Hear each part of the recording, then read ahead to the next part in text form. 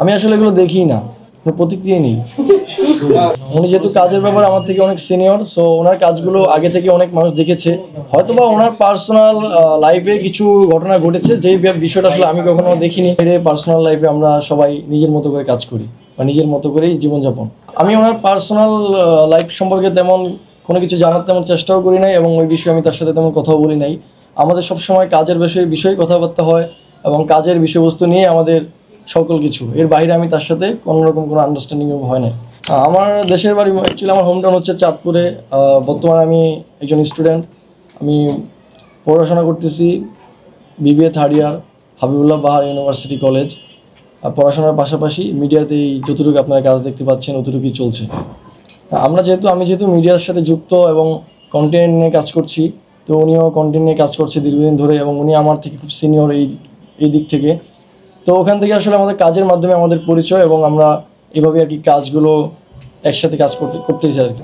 আমি অ্যাকচুয়ালি নিজে থেকে আসলে কিছু করতে যাইনি বা আমি আমার কাজগুলো রেগুলার চালিয়ে গিয়েছি। হয়তোবা উনি আমার কোনো কাজ দেখেছে এবং পছন্দ করেছে, হয়তো আমার কাজে উনি হয়তো ভেবেছে যে আমার সাথে কাজ করলে ওনার কাজগুলো হয়তোবা আরেকটু সুন্দর হবে।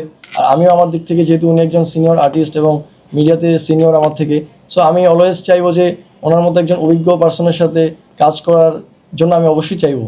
সো ওভাবে আসলে আমাদের একটা মিউচুয়াল হচ্ছে এই কাজের ব্যাপারে। কাজের ব্যাপারটা হচ্ছে যে যেহেতু কন্টেন্ট ক্রিয়েশনের ব্যাপার, আমরা আসলে দুইজন মিলেই আসলে কাজটা স্টার্ট হয়ে গেছে কোনো এক সাক্ষাতে আর কি।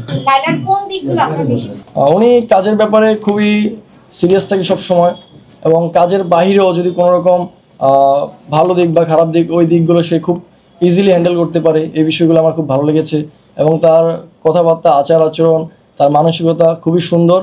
আর এটা আসলে তার সাথে যে মিশতে পারবে, তার সাথে যে কাজ করবে তারাই বুঝতে পারবেন। আমি ওনার সাথে কাজ করে লাকি ফিল করছি, যেহেতু আমার কাজগুলো আগে থেকে এখন আরেকটু বেশি মানুষের কাছে পৌঁছাচ্ছে এবং আমার কাজগুলো আরেকটু ভালো হচ্ছে ওনার সাথে কাজ করে।